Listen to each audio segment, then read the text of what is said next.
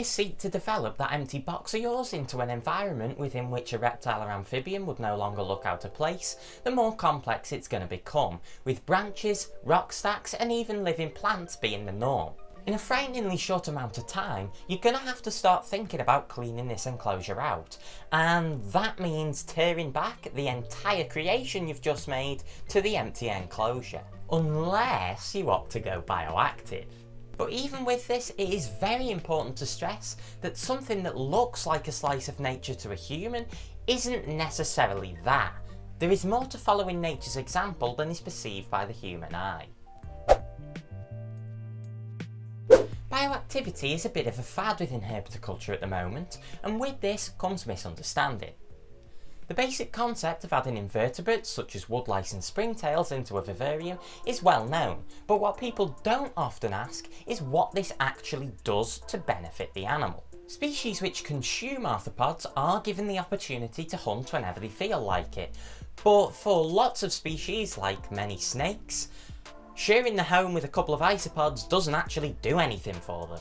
Really, the place of bioactivity in herpetoculture is that it allows us to maintain cleanliness even in very complex naturalistic enclosures. But with that being said, the human carer has still got the work cut out in keeping the enclosure clean, because not all feces ends up where the cleanup crew will actually access it, and so you've got to brush it down there.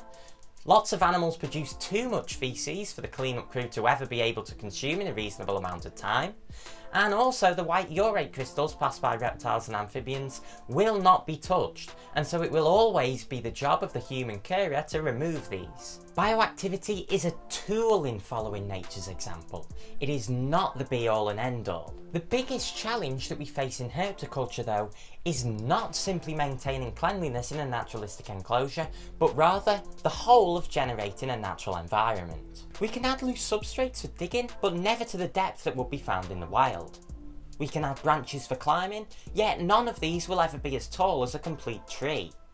We even struggle with offering enough space to our animals to allow them to move around sufficiently for their need of physical exertion. Worst of all, whilst we are now able to offer all of the wavelengths from UVB through to infrared C with varying success, we are still a good way away from being able to fully replicate the composition and form of sunlight. Sunlight is the one true flood that sends radiation as a beautiful, uniform cascade over the Earth, and it is this energy which all life has evolved to prosper in the presence of.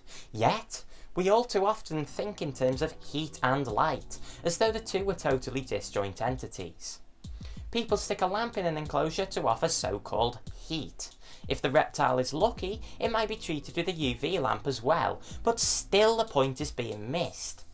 Our job is not simply to offer heat because otherwise the animal will die, or to offer UVB or else run the risk of bone deformity. As hobbyists, we, alongside all experts in the field, do not recognise all of the interactions between radiant energy and our animals. Therefore, the only way that we can be sure that our animals are actually performing all of their evolved functions that require radiant energy is to offer all wavelengths to these animals in the same proportions as they would find them in the wild. Bioactivity, meaning plopping a couple of inverts into the substrate, is not going to do this for us. Despite all of the technology that we now have at our disposal, you've got to admit that we still are not very good at using it in replicating sunlight, and this does beg the question of whether we should be keeping animals indoors whatsoever. Well, I personally would argue that indoor keeping forces the forward-thinking reptile or amphibian keeper to ask those questions that, once answered, will seriously develop our understanding of herps across the board. But you must say that indoor keeping is definitely not the best in terms of the animal's welfare. There is only one way that we can provide sunlight to our animals, and that is by moving them outside. As I have no personal experience with this, it would seem an appropriate time to hand over to Harvey and Tom of Celtic Reptile and Amphibian to continue this debate. A major benefit to outdoor keeping is